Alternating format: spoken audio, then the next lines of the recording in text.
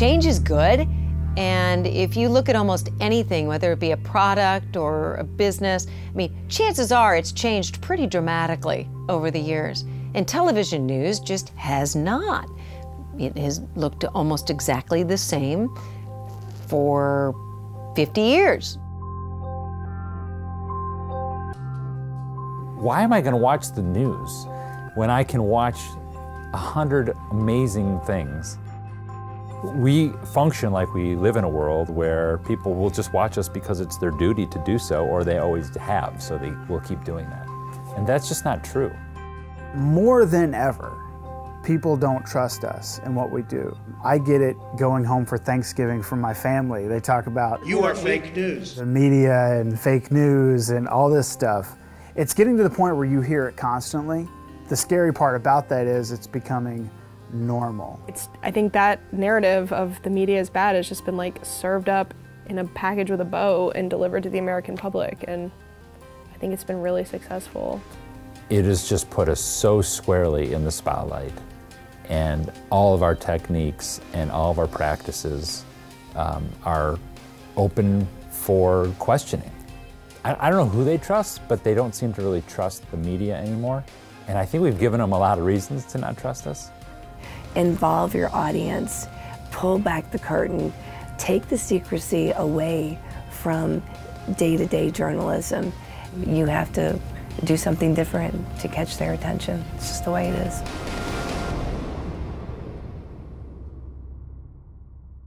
Put your hands up now.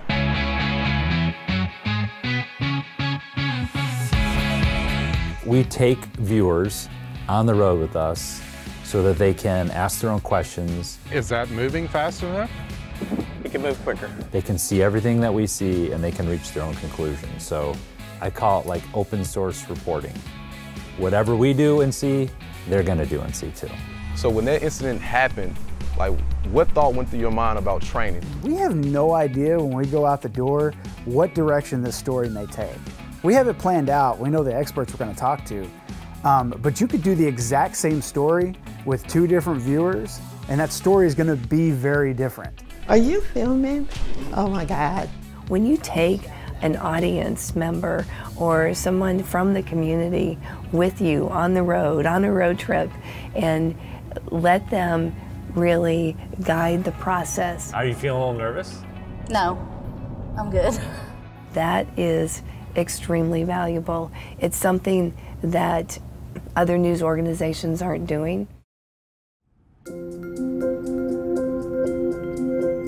So I just finished eating lunch and I'm walking through the parking lot and this car pulls up. So I let my window down and I shouted out, "Hey, Verify!" This lady starts telling me about a homeless encampment that's 2 blocks from her house where dozens of people live under a bridge. Just tell me what There's drugs, it's an eyesore, it's trash.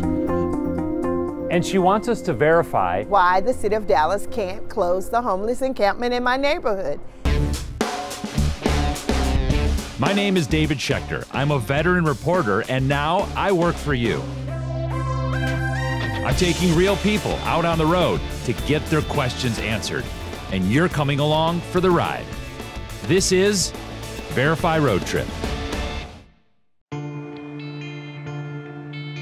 A year ago in Dallas, they shut down a tent city of about 240 people. Many of those people scattered, and some ended up 2 blocks from where Felicia Burns lives. Hi, Felicia. How are you? How are you?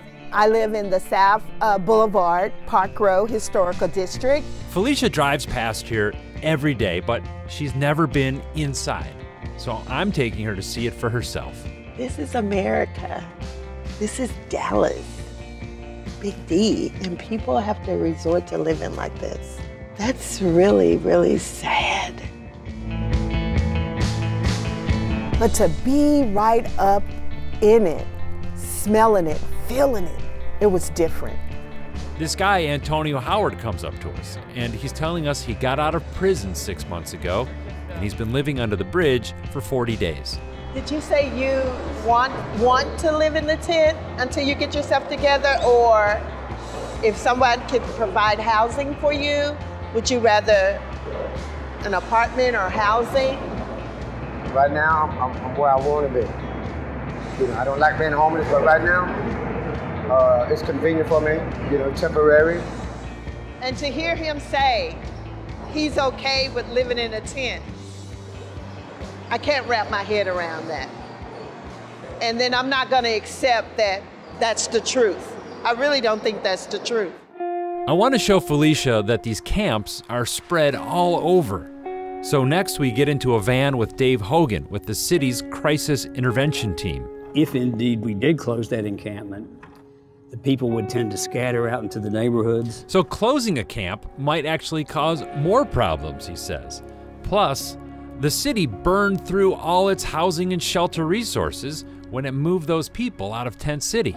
If I had 150 homeless people that were willing to go into some sort of permanent shelter or even to a full-time living situation, could you handle them? Do you have room for them? Right now we don't. Can't take 150 people. No.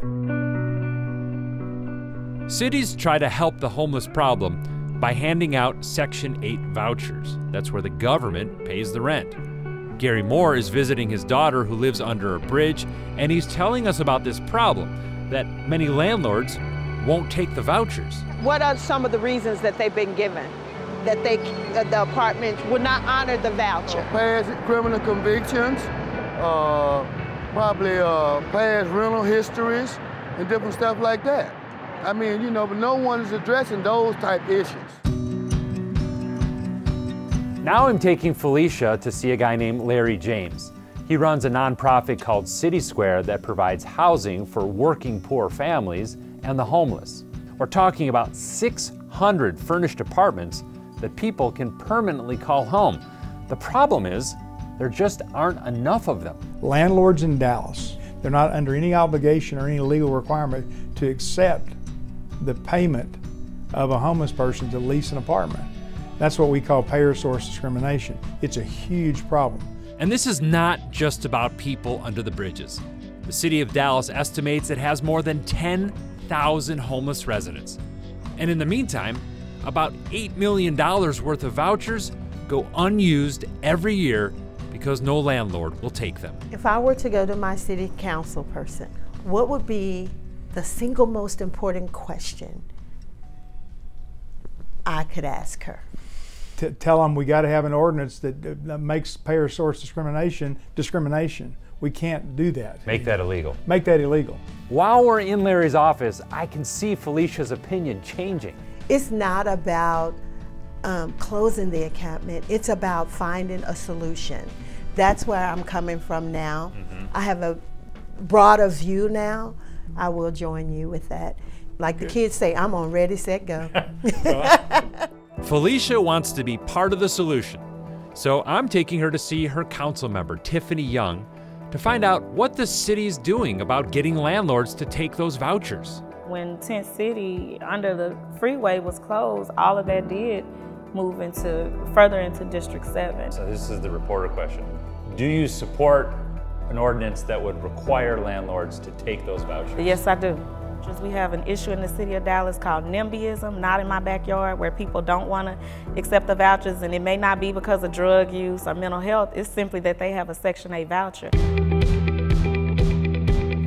Felicia and I learned a lot on this journey. I'm not gonna lie, I still want the encampment out of my neighborhood, but I don't want it done the wrong way.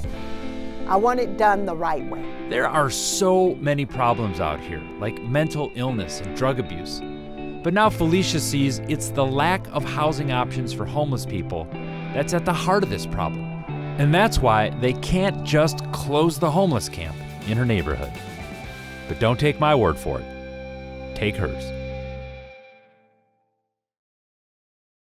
And I want to know, can silicone implants cause cancer? So I would love the opportunity to get the insight. Are they in general more dangerous than other dogs? Can you help me verify this?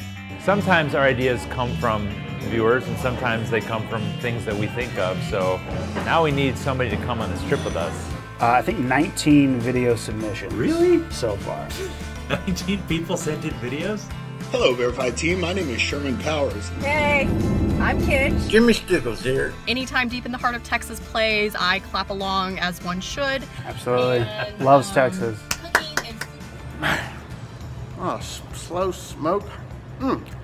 Nothing is more Texas than that. He has food stamping. Yeah. Absolutely. He's a chef. You know? I think the public deserves to see how reporters function. And taking a person with you who is not a reporter is the best way to do that. What should the state food of Texas be? Barbecue or chili? Well, the state food of Texas is chili. You're saying it should remain? It should remain. Why not involve the audience? And that's what I love so much about the Verified team that we have here at WFAA is we don't turn a blind eye to an audience who wants to know something. We actually say, come on in, join us for this ride. That's amazing. We came to learn how cops make split-second decisions. And you've been called to a neighbor dispute, AJ? Hey, put the gun down now. So it was kind of a fight for me not to just go right to my weapon. In the business world, you have auditors that come in and look at the books. And they're like, well, let me add this up and see if it actually adds up. So when you bring somebody with you, they're like an auditor. They're looking at your books, and they're looking to see if everything adds up at the end. It's 85% beef, 15% pork. Okay. 100% love? Yes, sir. This is how we make the sausage, and anyone is welcome to see us do it. And if you watch a program like Verify, you kind of get the idea, hey, I could do that myself. The death penalty is always a controversial topic. Lots of us know exactly how we feel about it, but do we know why we think that way? I've always found law enforcement, criminal justice, forensics, true crime, all of that very fascinating.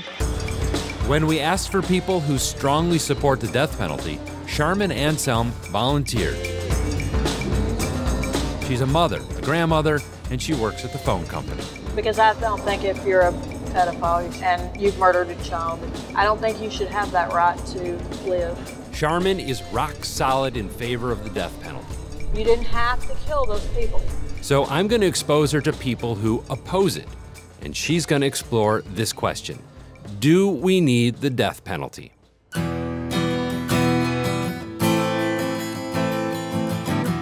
Charmin and I are headed to Huntsville, where Texas executes its death row inmates, and where 43-year-old Terry Edwards is scheduled to die by lethal injection. Edwards was convicted of robbing a Subway sandwich shop in 2002, murdering 2 employees. This is like about as solemn of a thing that you can go to, I would think. Kind of like a funeral. I asked the state if Charmin could witness Edwards' execution. They said no, because she's not a journalist. So I'll be witnessing it for her. Governor Abbott can play God and get murdered.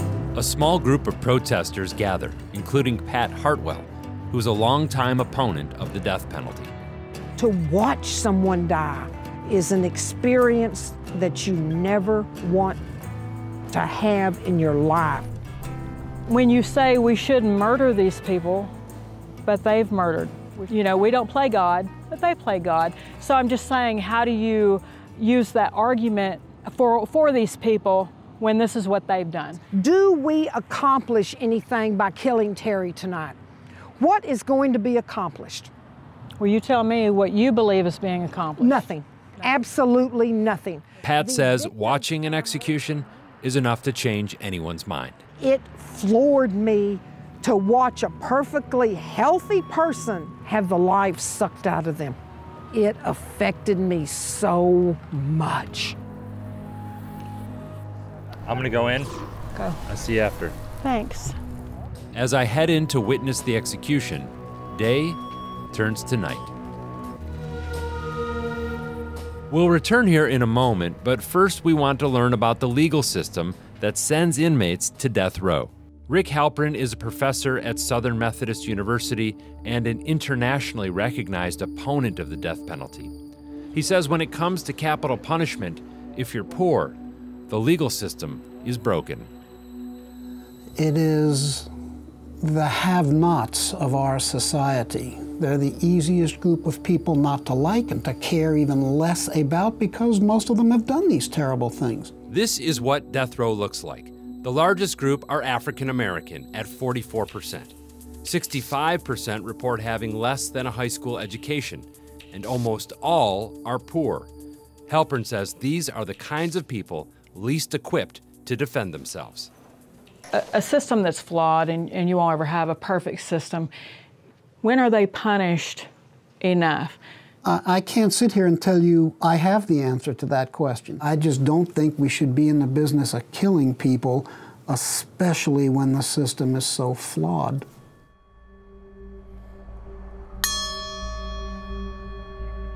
You're not alone. Back in Huntsville, the witnesses, including me, are led into the death chamber, where no cameras are allowed. Sharman is talking to protesters like Yancy Balderas. Her husband is actually on death row. She wasn't happy with her husband's court-appointed attorney. I went to go talk to a private attorney. He says just to start, he needed $60,000 up front. Where are we gonna get that money from? The bell rings 14 times. Once for every year Edwards was on death row.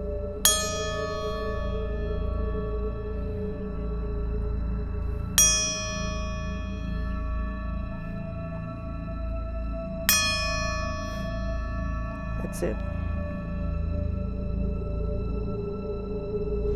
He starts making this heavy breathing sound and kind of starts snoring for like 45 seconds. Because it was the medicines had been started or whatever. And then that was it. How did it affect you, witnessing an execution? The big sentiment that I walked out of there with was the government has a lot of power to take a life. And that is a power that I didn't really thought a lot about the government having, like they could take a life.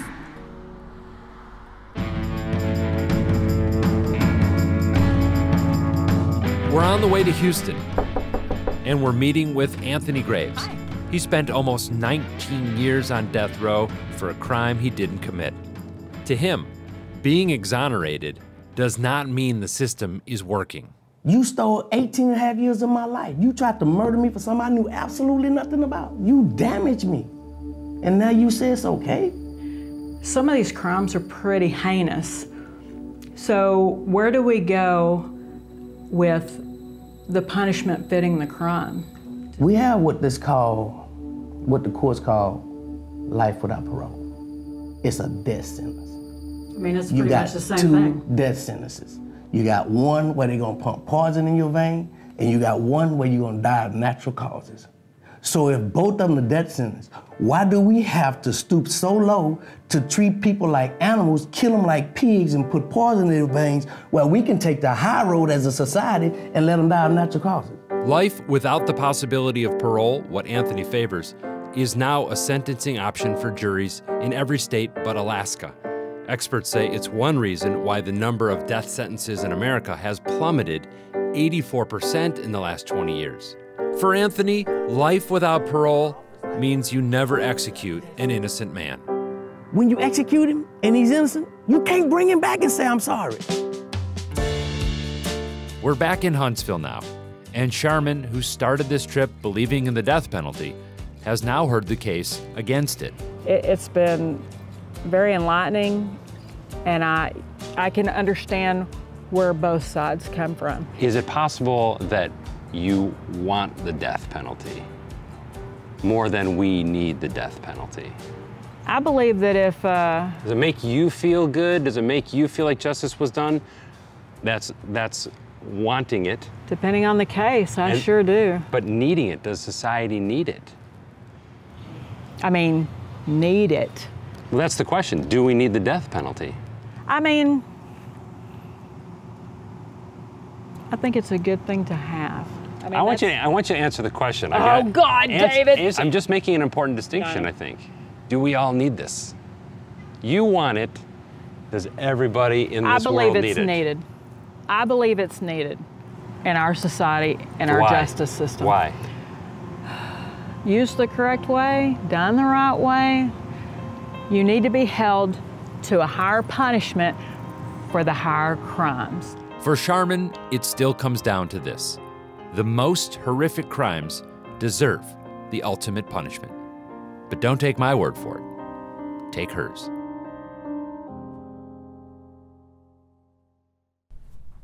Okay, I think it's on.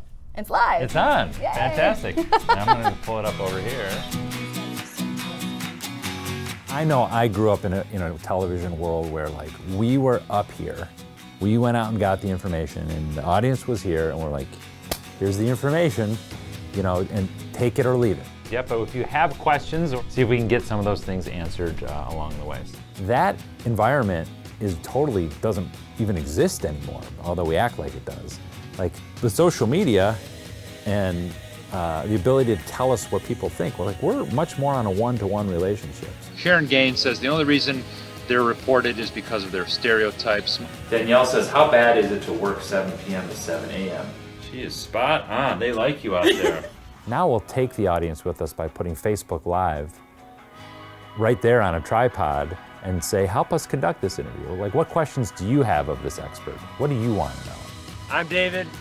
I'm Chance. We are in the Trinity River Basin. We're doing a story today on, is the Trinity a toilet bowl or a wonderland? We kind of think it's dreadfully boring sometimes about how all of this gets made. We just took some samples from the river. But to people who don't see it and don't know how all of this happens, I think it's pretty interesting to watch. We are going to shoot a scene here. You can watch us do it. And then we'll take some of your questions when it's over. Sometimes it's great to take one person with us and have them be a stand-in for the whole audience. Sometimes you can take the whole audience with you because we have the technology to do that, and that's what we did on this story.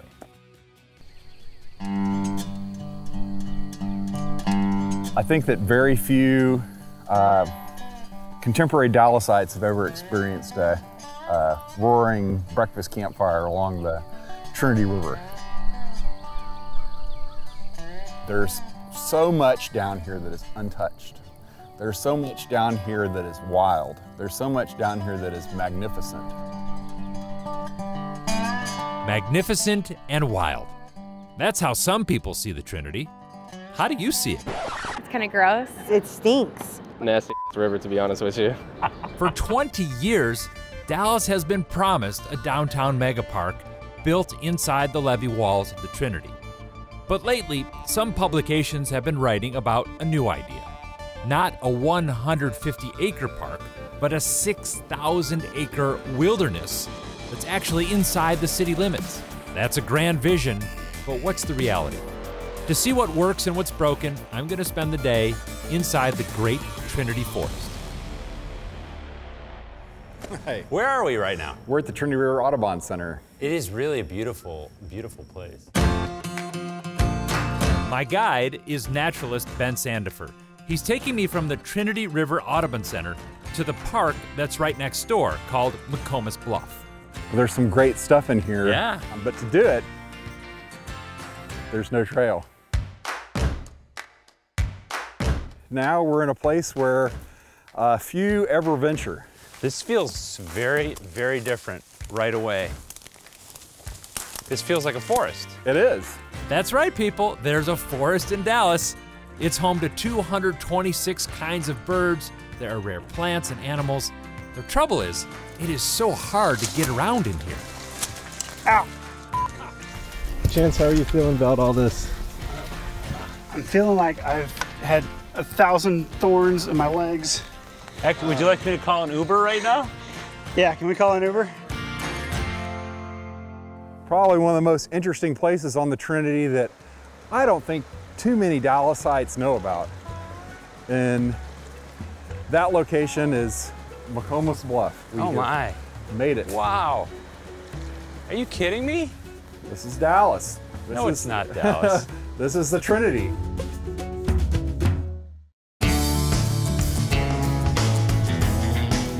I think one of the big things I want to know is how polluted is the river? Everyone thinks the river is polluted. Is it possible that we're in the city of Dallas right now? Yeah, it's very possible. Can't you smell it? That's Richard Grayson. He leads a team of volunteers who take water samples. When it rains, he says, nearly every drop runs down here. Plus, all the things that the rain brings with it. Richard, I am astounded to see how much trash there is in here. Yeah. Why is there so much trash in here? For the most part, it flushes off parking lots and city streets all the way down to the river. And trash isn't even the biggest problem. For decades, factories polluted the river with toxic waste. And today, people are still dumping things. Right now, we're testing for E. coli, which comes from animal poop and fertilizer. The water we sampled is 20 times above the EPA's safe swimming standards. We interviewed him using Facebook Live so that you could ask some of your own questions. This is from Christopher. With the amount of rain that we get and the runoff, is there any way to keep it clean or prevent pollution? It's very difficult in an urban area like this. Can you swim in it? You shouldn't. Shouldn't. Can you eat fish from it? You shouldn't. Advocates see an opportunity for a great city park in here because local government owns all the land, 6,000 acres. And the city of Dallas has a plan for the Great Trinity Forest. I looked it up. The plan says it should be updated every year, but that hasn't happened in almost a decade. Has the city neglected the Trinity Forest? Yes. And you can't blame who's currently in office or currently at City Hall for that, because it's been something that's been in the works for generations. Is there just no plan? It is a seat of your pants plan. You look more like the sheriff than the mayor right now. There's a new sheriff in town, sir. So let's ride horses in the forest while we get some answers from Dallas Mayor Mike Rawlings. We've got to just make sure we preserve all this. That's my big thing. Has the city neglected the Great Trinity Forest? Well, I think over the decades we have, okay? I think in recent years the progress has been remarkable. He's talking about big ticket projects like the Audubon Center, the Texas Horse Park, where we are now, and a championship golf course. There also are the beginnings of a trail system to hook it all up. He says finishing those trails and making things more accessible in the forest is a big priority. This is a work in progress. This is a piece of art that every year I think we're going to get better and better at. So what did we verify? Well, the trail system is incomplete to get between the cool things that we saw. The Trinity River is polluted, and the city of Dallas doesn't have a working plan on how to make the Trinity Forest truly great.